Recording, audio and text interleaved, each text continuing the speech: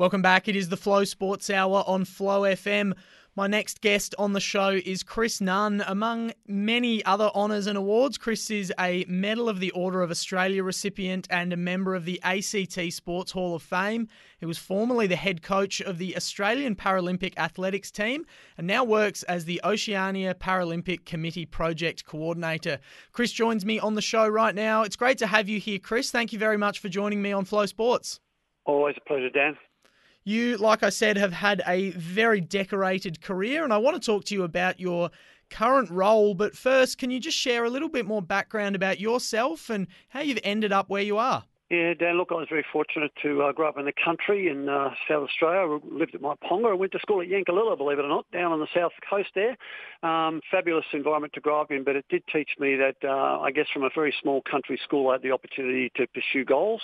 And I think I learned from my dad and my mum the importance of a good work ethic, and it stood me in good stead. So pursued a career in becoming a phys ed teacher, and then I had the opportunity to set up the world's first Institute of Sport program where we offered athletes with disabilities a program opportunity. So it was fabulous. Couldn't wait to get to Canberra. I moved from Adelaide across to Canberra back in 1991. And have been here ever since. It's a fabulous place to live, but more importantly, I was at the prime of Australian sport, and I'll guarantee that the decade of the 1990s in Australia was the best era of sport. We had the Olympics on the horizon, the Paralympics on the horizon, and it was motivation to do whatever we could to get done. So yeah, I guess from a humble kid in the country, the opportunity to come and start a brand new program in a place like the Australian Institute as it was then, it's a mere shadow of itself now, but it was a fabulous place to work, surrounded by the world's best scientists and coaching personnel. And just be able to pick out the best athletes to come in. You couldn't have asked for a better place to work. I absolutely loved getting up early and going to work and then be late at night planning for the next day. So it was fabulous.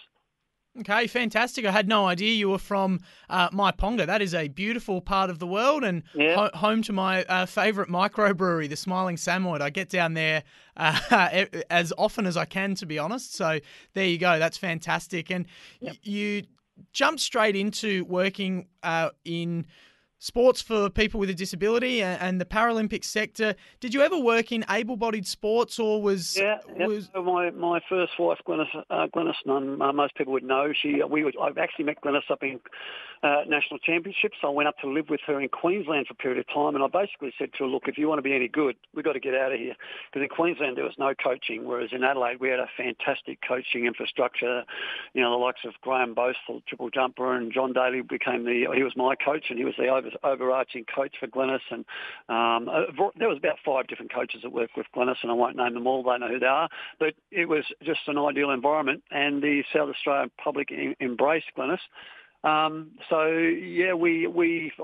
quickly became a phys ed teacher I guess if I'm really honest, I love sport, so phys ed made a sensible choice for me for career, but it was also the opportunity at the university for me to train more. So it was I guess from the day I can remember, I've always wanted to represent Australia and was fortunate enough to do that at the Commonwealth Games. And then my introduction to Glenys, and I guess, I mentioned before the work ethic that I learnt from my mum and dad. Glenys had that in bucket loads. I can honestly say in all of our time together, I don't remember her missing one training session. So it's not a surprise that she went on and became an Olympic gold medalist. Her work ethic was just phenomenal. And I guess, it's just evolved from there. So I had been involved in elite level sport as a youngster. Fortunate enough, as I said, to represent Australia myself in the decathlon. And again, I guess that reflected my personality. I'm built like a middle distance runner. I should have been a middle distance runner and would have probably done very, very well. But my personality was such that I wanted to be out there competing. So the decathlon, which is 10 events over 2 days, was much more appealing for me. And that's what I ended up doing. So it was never going to be a great competitor. I could run well, I could jump well. But when it came to throwing stuff, I just wasn't big enough and strong enough. So it was a very short career, but one that led me into an understanding of what it took to get to the top. And I was able to then segue into parasport. It was actually through another one of John Daly's athletes, a guy called Nigel Parsons, had one arm missing. And Nigel approached me and said, "Look, would you start looking after me, because I don't think I'm getting the right I'm just being tacked on the back of everybody else, and I don't get to do the things that I think we should be doing. So we had a talk, started to coach him, and then was asked to go to the Paralympic Games in Seoul in 1988, believe it or not, way back, well before you were born, Dan. And when I went to those games, it actually changed my life because I turned up and there were two groups of athletes. There was a group of people who had disabilities and felt they were entitled to be there because they had a disability. Well, with due respect to everybody who has an impairment of some sort, I wasn't interested. Their attitude to me was just poor. It was like, oh, poor, woe me. Well, we all have different things in our life and we can get on and make the best of what we got. But then there was this group of athletes that were competitors. They wanted to be competitive. They didn't have the skills. They didn't have the knowledge. They didn't have the preparation. So I started working with the relay teams, and both those relay teams that I worked with won gold medals at the games. So I gave them the skills to be able to change a baton fairly effectively, and they were reasonably enough talented to be able to get around the track fairly well. So I guess I sort of built quickly a reputation of knowing what I was doing. And it was out of that experience that eventually I got the opportunity at the AIS. So I transitioned from elite level able-bodied sport into parasport, and ironically ended up back in elite level sport where after the Paralympics in 2000, I ended up being the able-bodied head coach at the Australian Track and Field programs at the Australian Institute of Sport. So it was a bit of a cyclic journey, I guess, Dan, but one that I love being part of. So being able to come in, though, I guess if I go back a little bit, when I travelled in 1988, the world of parasport was very, very different to what it is now. The diversity and nature of disability now is just non-existent. It's like if you've got a minimal amount of disability, they want you because you're more likely to win a medal. And they do have different classifications, but it's always at the top end of the classification that athletes end up winning the medals in. But we wanted to teach athletes how to be competitive. To do that, you've got to have a good long-term plan. You've got to have good technical knowledge, good physical preparation, good emotional stability, and a really good psychic around competition. So for a period of 10 years, we were able to do that at the Australian Institute of Sport with the athletes I was working with and the coaches I was mentoring. So by the time we got to Sydney, we were rock solid. We were the first program in the world that said, you're an athlete first and foremost. Your disability or the nature of your impairment just happens to be part of your makeup. We'll understand it, we'll work with it, but that's not going to define you. We define you as an athlete, and we really did change the mindset of the athletes that were on our cohort. So most other countries were turning up to the games with a group of wheelchair athletes and a group of blind athletes and a group of vision impaired athletes, group of amputees and a group of cerebral palsy athletes. And by the time we got to Sydney, we also had intellectual impairment, but they were travelling as disability groups. And I was a big advocate to say we're a track and field team first and foremost. We're not going to go down the path of disability. We are going down the path of elite performance for an outcome that will show that you are a sports person. And that was the attitude that everybody embraced in Sydney, and the results we got there were outstanding. We were the number one country in the world. We had the number one track and field team in the world. And people started to look what we're doing, and within a matter of, by the next games, most people were travelling as, most countries were travelling as sports teams as opposed to disability groups. So I do take a bit of pride in the journey we took through the 1990s in Australia of shifting that mindset away from impairment to performance. Well, you should take plenty of pride in that. That's a fascinating backstory, and I think that's a great attitude to carry and to bestow upon the team as well, compared to what some of the other countries are sort of going in with their attitude, like you said, of really medals coming first and trying to slot in para athletes wherever they can to try and chase a medal. So really love hearing your attitude on all that and your backstory to get to where you are now. So from all of that in your past to the current role you're in of Oceania Paralympic Committee Project Coordinator, which is a bit of a mouthful, what exactly does that role look like for you now?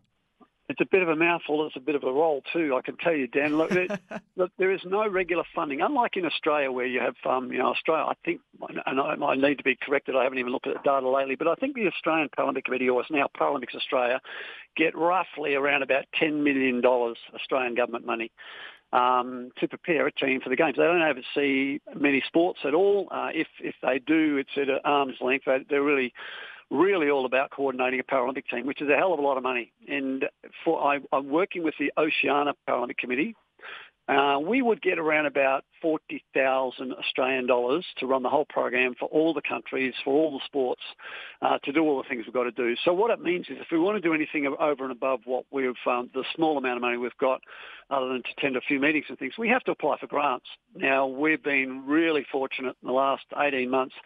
The Commonwealth Games, well, it's been a bit longer than that. Since about 2018, the Commonwealth Games Federation have got on board after the Brisbane Commonwealth Games. We actually took a girl from Vanuatu, Friana Creville, who came in, and she won Vanuatu's first ever international medal at the Commonwealth Games.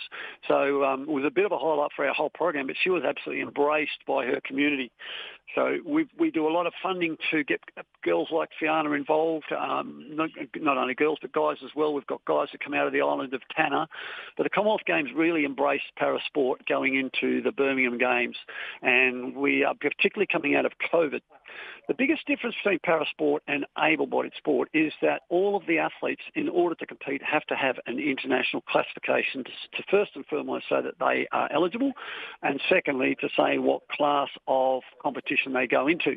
So, and in very simple terms, it means that leg amputees run against leg amputees and arm amputees run against arm amputees, and those with cerebral palsy run against others with cerebral palsy. So when you watch Paralympic sport, it's made up of a blend of functional ability.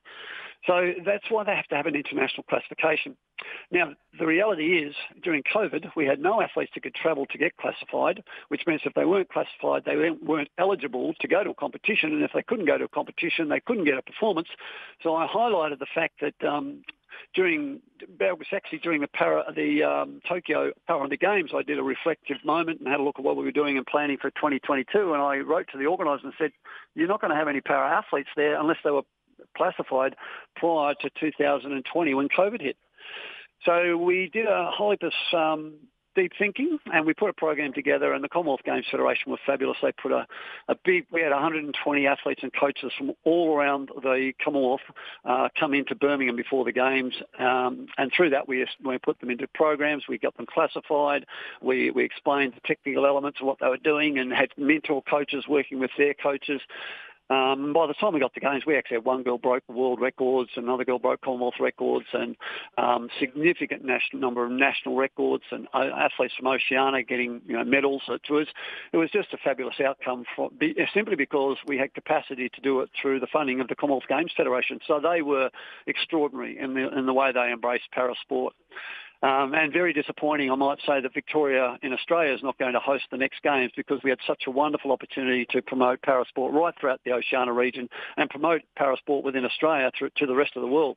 So that's now done and dusted. That's off the table, but we'll have to push the reset button and think about what we're going to do now as we head into 2032.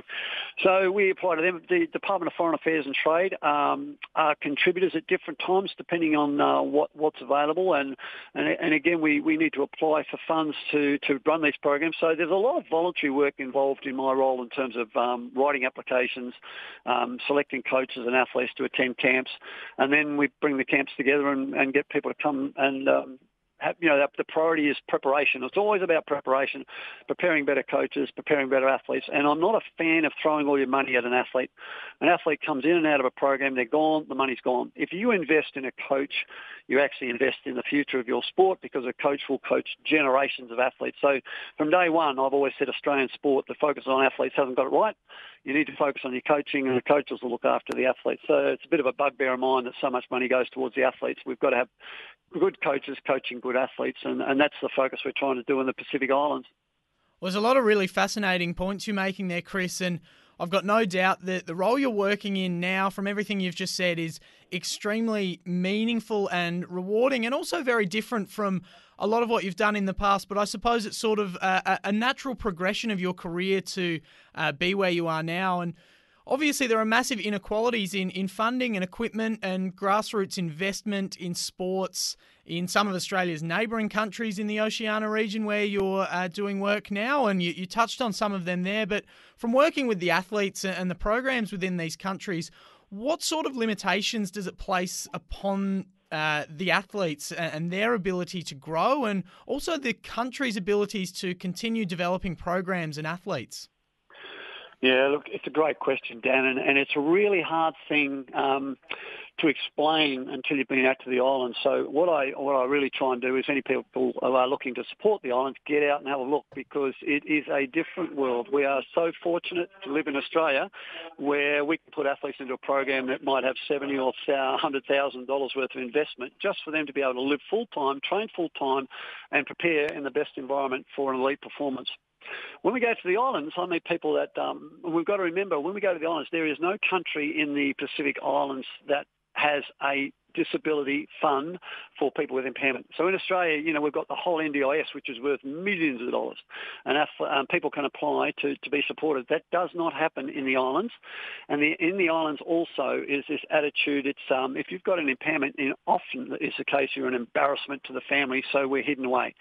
So I ran a workshop in Fiji, and we happened to find out from one of the teachers that they knew of a girl with cerebral palsy who had lived in the same room for 20 years because her father was embarrassed to bring her into the community.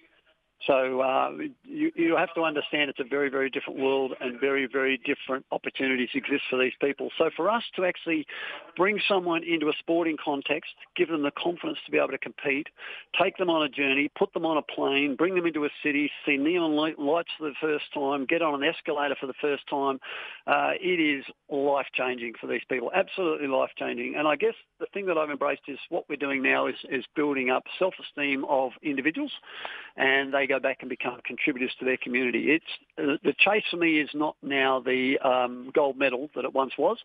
The chase for me now is giving opportunities to people that, if it wasn't for sport and it wasn't for people who support parasport, they would simply be insignificant members of a community, and that's the way they're treated and regarded. So you really do need to understand the context in what we're operating, and even if we get an athlete to a Games, a Commonwealth, a Paralympic or World Championships, it is a major, major significant outcome that we've achieved. So a lot of investment in that.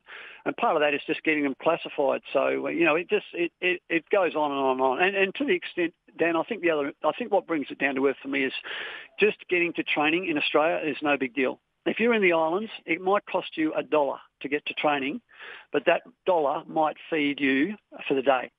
So what are you going to do? Go to training and run around a track, or are you going to go and get something to eat for the day? And that's where, if they do have any money, that's the reality of what we deal with. So I worked out very quickly that to get a whole heap of people to a camp, I just got to feed them. So we turn up, we provide a big meal, and I have people waiting hours for a meal. But in the meantime, we do a whole heap of sporting activities. So it's a different world, and it's one that I absolutely love and enjoy going out to, and just meeting some real people that aren't pretentious, have no expectations that everybody's going to give them lots of money to be an athlete. They just, the opportunities they have as people is extraordinary with what we can offer compared to what they would normally get. Chris, that's a staggering story, and we talk about here in Australia how driven we are by our sporting culture, and we're one of the biggest sporting cultures in the world. There's no doubt about that, and sport can absolutely change and shape lives, but compared to what's happening there in the islands, that is just staggering. It's, the way sport changes lives in Australia is obviously nothing compared to that. So it's great work that you're doing with the people in these situations and giving them something to work towards. And really, it gives them a life having sport as an outlet. So, that's really, really amazing to hear.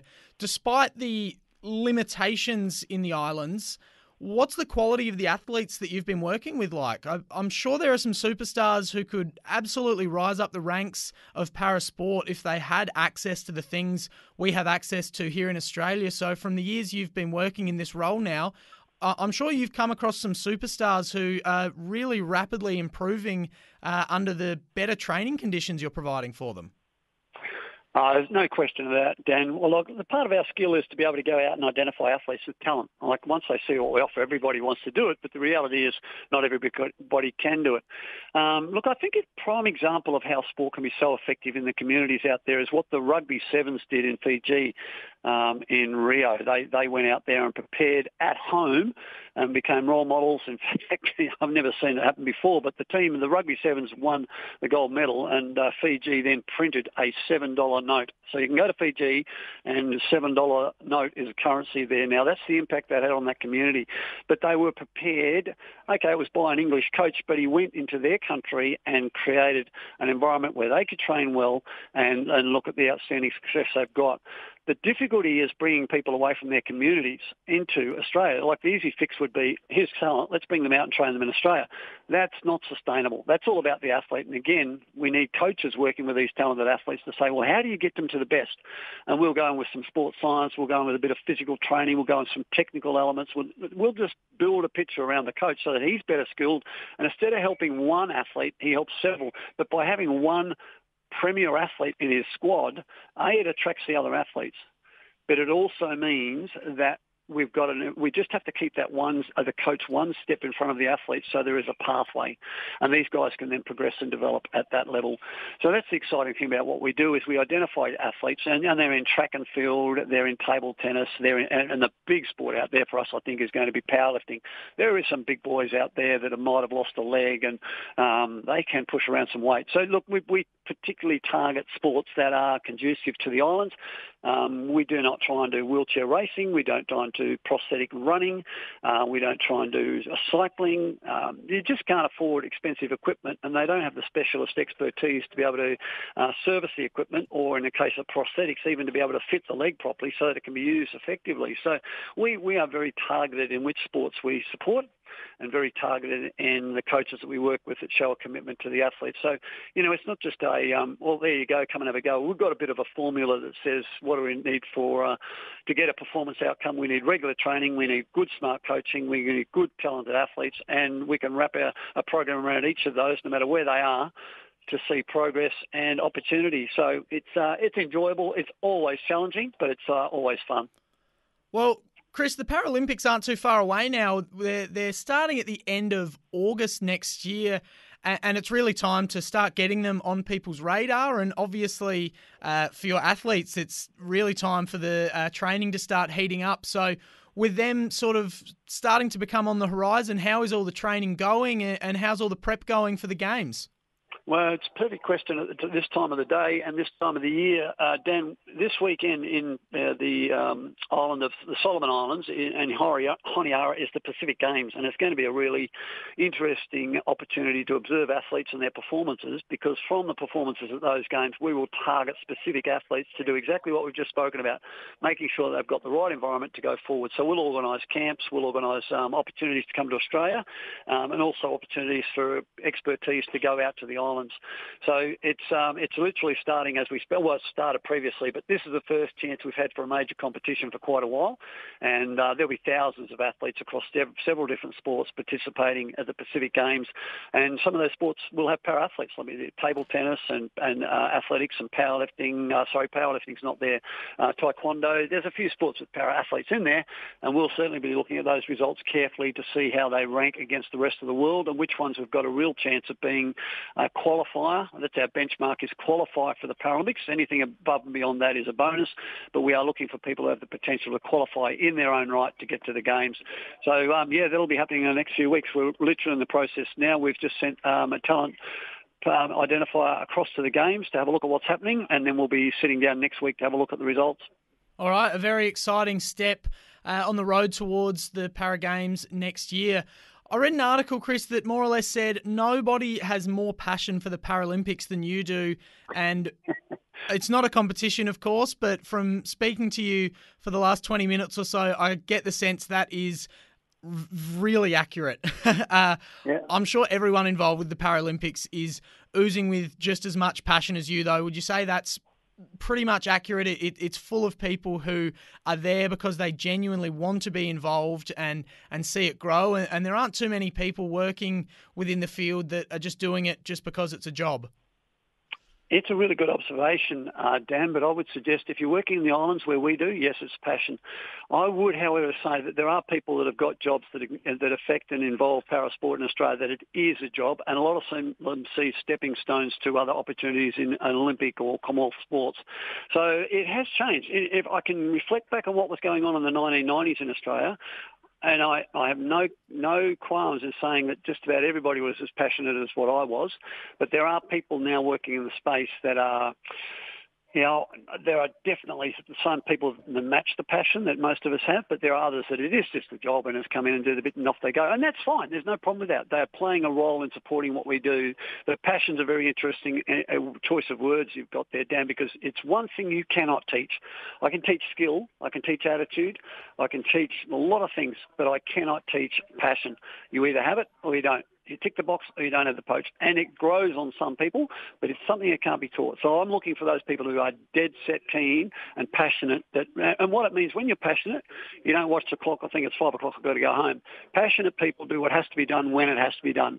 And they're the people that drive and change in sport, and they drive change in society. You want passionate people around you in every role of your life. If you're not passionate, it is just a job. I used to say this to every teacher I ever worked with. If it's just a job, go home. The job we're doing as teachers is still important. We should be passionate about every day, thinking we could potentially be coaching a Nobel Prize winner, coaching is my terminology of coaching, but we could be teaching a Nobel Prize winner, or we could be teaching the next Prime Minister or the next head of medicine at a hospital. We've got to take it seriously as a job when we're in a position where we have the opportunity to empower others to grow and develop. And as I said, that comes from a passion and a commitment to growing others. It's not about growing yourself. It's not about the accolades you get.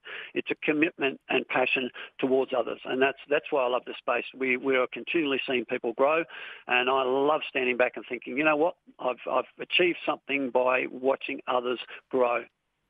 Well, Chris, I think that is a beautiful place to leave things. So on that note, I'll say thank you very, very much for all your time today. It has been great chatting to you, and I've loved learning about what you're doing in this field and a lot of the history behind it as well. It's been, a pleasure having you on the show, and don't you worry, I'll be contacting you again to get back on the show, because in the lead up to the Paralympics, I'm sure there'll be a lot more exciting things going on, and you're clearly the man to talk to. So thank you, and I look forward to speaking to you again soon. Good on you, Dan. Thanks for your time.